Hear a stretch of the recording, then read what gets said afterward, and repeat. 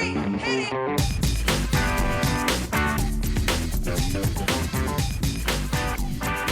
Good morning, good afternoon, good evening, and welcome to today's Caffeine for the Soul.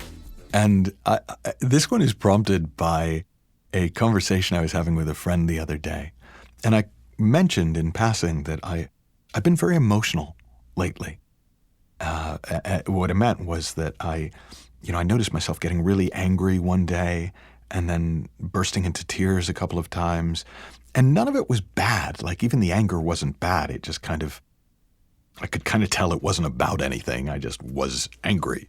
And then, with the tears, it was because I was moved. It wasn't really because I was sad. I was just so moved by what I was reading in one case and seeing in another.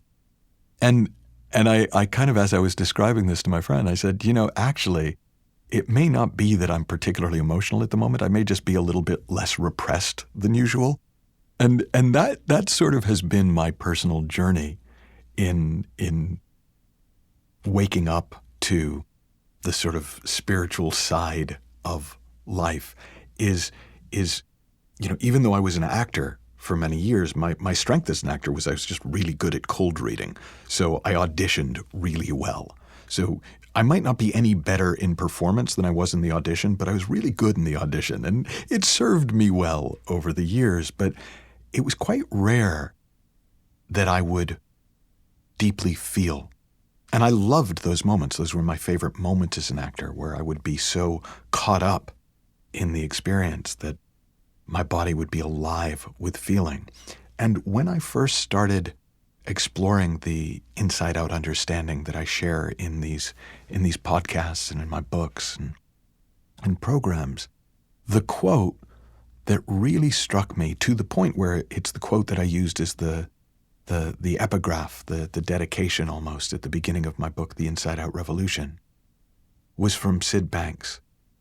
And he said, if the only thing people learned was not to be afraid of their experience, that alone would change the world. And because I had been a suicidal depressive for, I say 7 years, but really longer than that. It was just 7 years where it was really all that was going on in my life.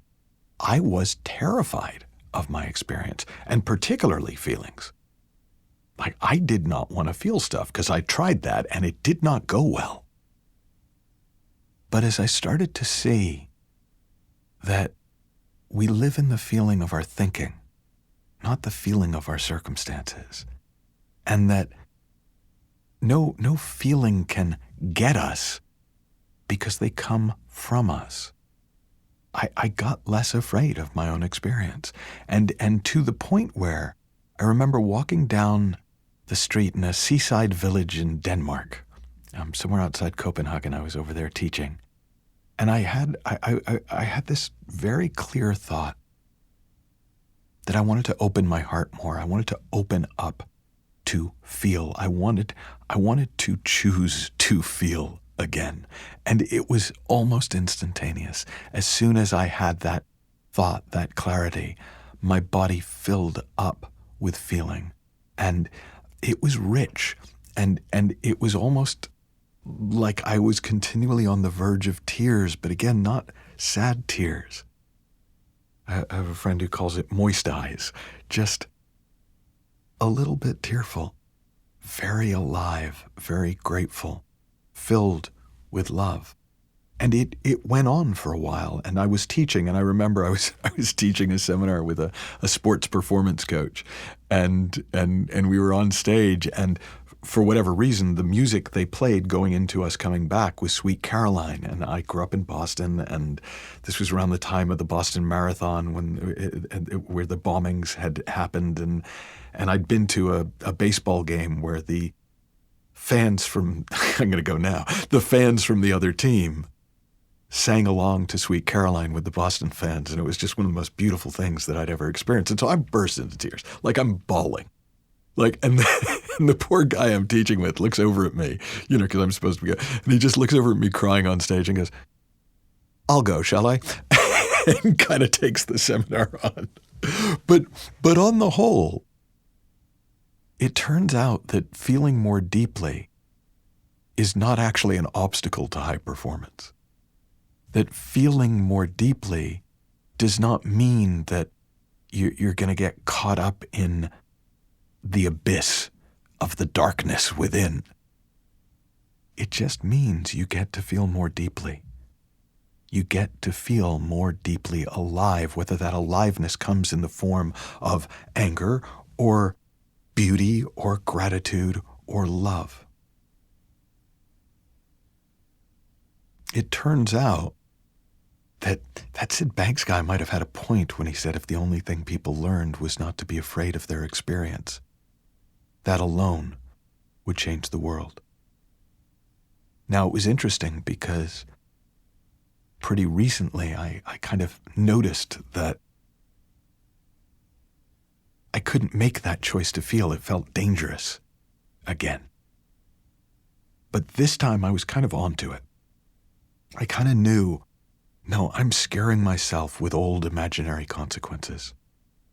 I somehow have kind of fallen back into the habit of thinking that it is dangerous to open my heart, that it is dangerous to let myself feel all the feelings. And because I kind of knew that it was just fear, I also knew that I could make the choice to feel in spite of the feeling of fear. And again,